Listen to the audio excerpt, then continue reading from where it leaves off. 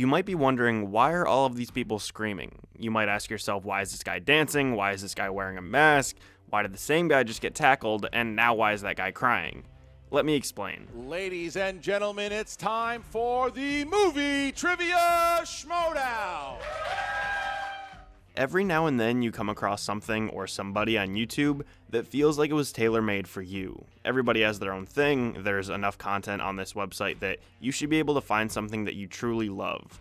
My personal favorite thing on YouTube is the brainchild of comedians, producers, podcasters, and movie reviewers Christian Harloff and Mark Ellis. Christian and Mark have been running their own channel called Schmoedown for almost a decade. What started off as two friends reviewing movies on no budget slowly started to become something greater. Their following grew over time, they started to get sponsorships and deals with larger corporations, and the production value went up. Eventually, the Schmoes found themselves at the AfterBuzz TV broadcast network. They continued to do their regular reviews, podcasts, and more, but they had a very special idea for something big.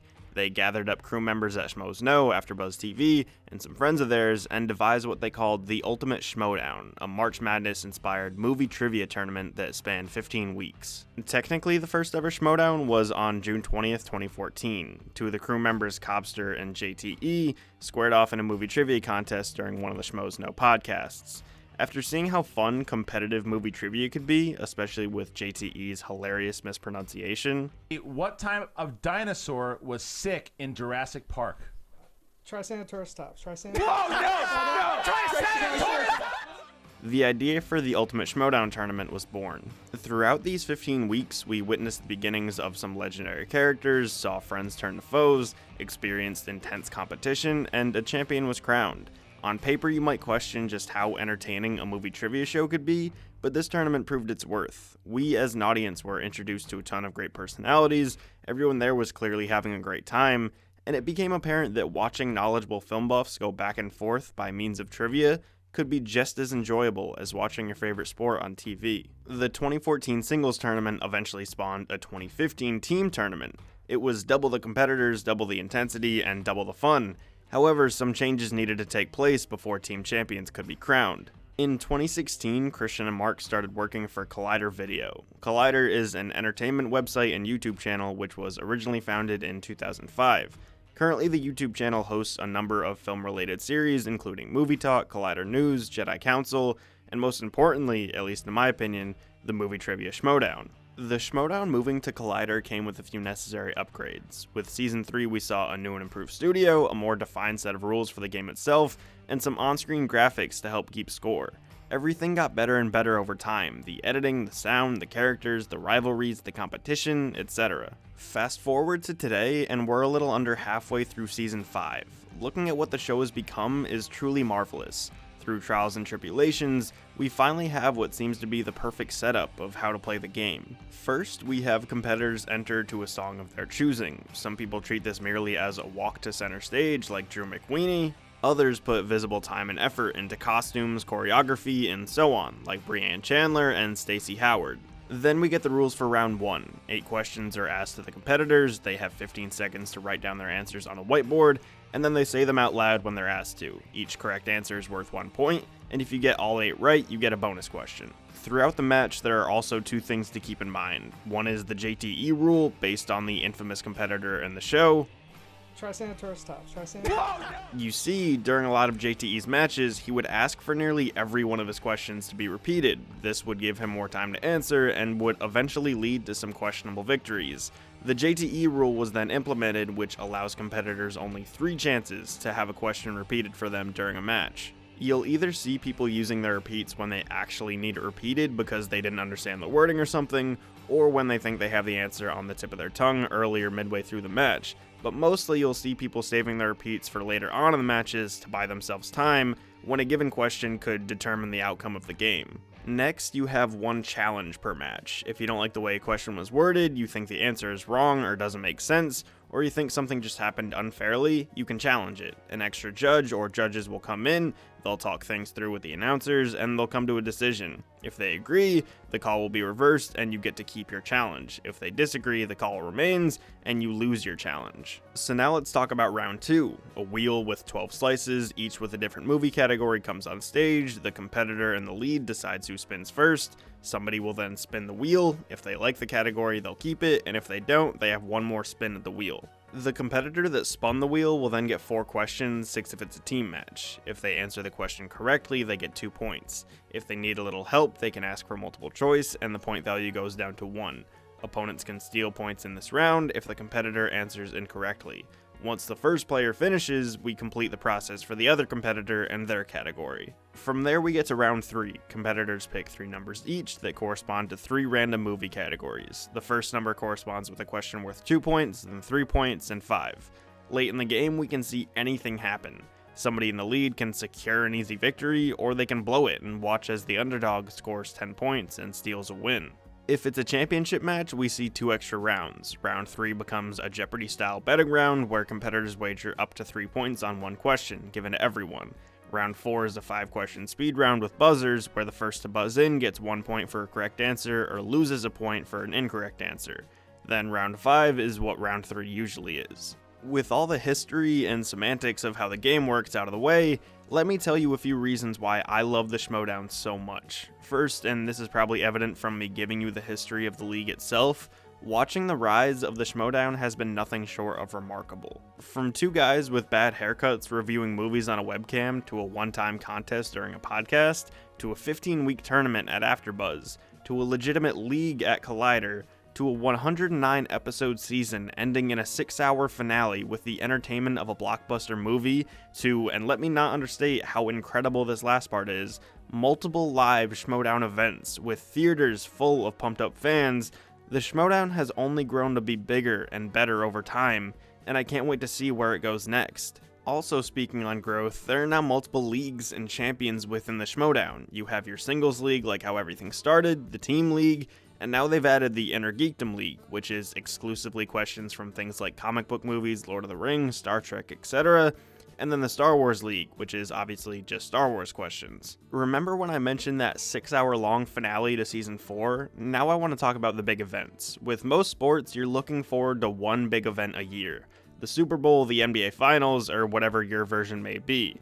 Right now, the Movie Trivia Schmoedown has 4 huge events throughout the year. First, we have my personal favorite during the spring, the Free-For-All. This is one major event featuring upwards of around 50 competitors. 5 contestants are at the table at a time, they all receive the same 5 questions, write their answers down, and say them aloud, kinda like how round 1 works in a normal match. However, after the 5 questions, the player or players with the lowest score is out and the next competitors come in. Everyone draws random numbers before the event to see whether they have to take on 49 other people, or they could draw a super high number and only have to take on the last few. The winner gets a title shot of their choosing. Next, we have the Collider Collision. This is during the summer and features a few very important matches. In the first collision, we saw a number 1 contenders match for the Team League, the Inner Geekdom Championship go on the line, then a number 1 contenders match for singles, and the Singles Championship. Then later on in the summer, we have the Ultimate Schmoedown tournaments. First, we have a March Madness-inspired team tournament with the winners receiving the opportunity to play for the championship months down the road. Then the same thing happens for the Singles League. Last summer was insane because instead of having the usual schedule of 2 matches a week, one on Tuesday, one on Friday, we were seeing matches nearly every single day during the tournament. I don't know how they did it. Then in the winter, we finish off the season with the Schmoedown Spectacular. This is similar to the Collision in that it's a slew of number 1 contender and championship matches all in one event. This is where the winners of the Ultimate Schmoedown tournaments face off with the champions for the belts. Having 4 different main events during the year creates a world where we as fans can truly never get bored. It's the perfect blend where throughout the season we'll see new competitors enter the ring, more experienced players defend their pride, and a whole lot of tension and drama builds before these major checkpoints. Speaking of drama, there's a whole aspect to the Schmoedown that is a little divisive for fans at times, but ultimately proves what makes the show so one of a kind. So with any competition, it adds to the level of entertainment if you're able to root for one side and root against the other. This is created in the Schmoedown in a few different ways. On the most basic side of things, you can just see somebody being themselves and like them for their personality. For example, I always love watching Top 10 play because Matt Nost is hilarious. He always has funny quips, and it's always great hearing him trash talk other players. Or you could just like someone for how they play the game. Dan Murrell, who by the way is often regarded as the greatest of all time, is a joy to watch answer questions. His knowledge is second to none, and seeing him go nearly perfect in most matches he plays, with a good personality to match, makes him by far my favorite player ever. From there, we begin to talk about different personas that competitors take on, before, during, and after the match is complete. There are extremely likable heroes of the league that don't tend to start trash talk and just come to play the game respectfully, like Rachel Cushing or Jason Inman, and then you have the easily hateable villains of the league that brag and poke fun every chance they get, like Team Action or the Patriots. Actual storylines have become more of a thing too, whereas before all we got was the game itself. Now, sprinkled in before and after the matches, we see competitors in these little scenes doing things like forming alliances, breaking alliances, starting rivalries, challenging one another to future matches, and so on. But don't worry, the matches determine the storyline, not the other way around. Everything you see during the matches, all the questions and the answers, the winners and losers, are all real. Everything you get before and after is like a little TV show to help add to the entertainment value. Over time, I've just gotten so incredibly invested in the show, and it's funny when I take a step back and look at what I'm watching.